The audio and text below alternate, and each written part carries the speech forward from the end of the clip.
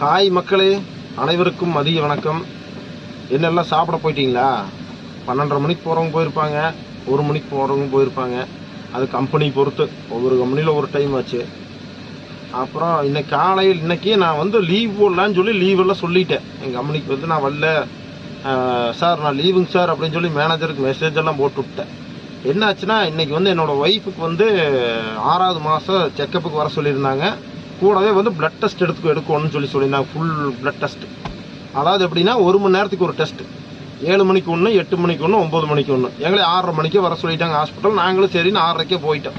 அப்புறம் சாப்பிடாம வர சொல்லியிருந்தாங்க போன மாதம். ஓகேங்க, சாப்பிடாம வரேன்னு சொல்லிட்டு போயிட்டோம்.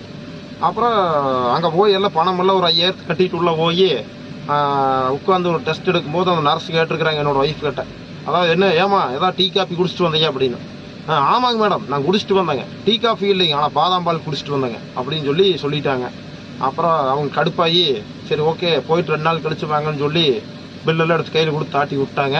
மறுபடியும் மேனேஜர்கிட்ட கூப்பிட்டு, ஐயா நாங்கள் இன்னைக்கு லீவ் இல்லைங்க ஐயா, நாங்கள் 2 நாள் கழிச்சு தான் லீவுங்க ஐயா அப்படின்னு சொல்லிட்டு மறுபடியும் டியூட்டிக்கு வந்துட்டேன்.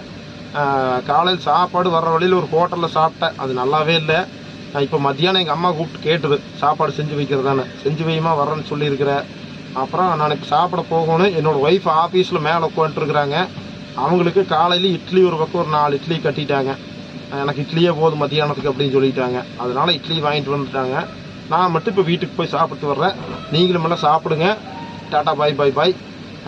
பாருங்கள், அது ஒரு 238 பேர் தான் சப்ஸ்கிரைப் பண்ணியிருக்கிறாங்க நம்ம நண்பர்கள். நானும் வந்து உங்கள் கூட இப்படியா நண்பர் ஆகணும். அதனால் வந்து என்னையும் சப்ஸ்கிரைப் பண்ணுங்கள். இந்த வீடியோ பார்க்குறவங்க மறந்துடாதீங்க, சப்ஸ்கிரைப் பண்ணி விட்ருங்க. லைக்கையும் ஒன்று தட்டி விடுங்க. அப்புறம் ஷேரும் பண்ணுங்க. இதை யாருக்குடா ஷேர் பண்ணுறதுன்னு கேட்குறீங்க, புரியுது. லைக் பண்ணுங்கள், சப்ஸ்கிரைப் பண்ணுங்கள், அது போதும்.